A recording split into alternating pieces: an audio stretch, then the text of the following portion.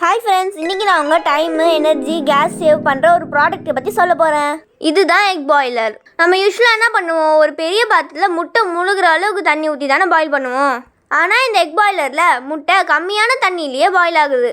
இந்த எக் பாய்லருக்கு ஒரு measuring cup கொடுத்துருக்காங்க. இந்த மெஷரிங் கப் வச்சு மெஷர் பண்ணி உள்ளே நம்ம தண்ணி ஊற்றணும். நீங்கள் முட்டையை பாயில் பண்ணி முடித்தோடனே சோப்பு தண்ணியில் வச்சு கழுவ வேணாம்.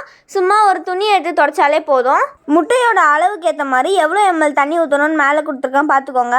இந்த எக் பாய்லரை வச்சு நீங்கள் soft boil, medium boil, hot boil, உங்களுக்கு எந்த பாயில் வேணுமோ பண்ணிக்க முடியும்.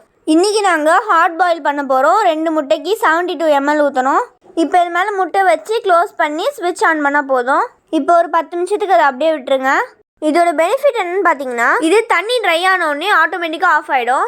இதை பக்கத்தில் இருந்து கவனிக்க வேண்டிய அவசியமே இல்லை. ஸ்ட்ரீமில் குக் ஆகுறதால பீலிங் நல்லா ஸ்மூத்தாகவே வரும்.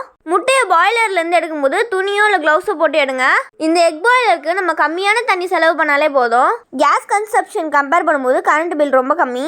முக்கியமாக இதில் முட்டை கிராக் ஆகாது. டேஸ்ட்டும் எப்பவும் போல் தான் இருக்கும்.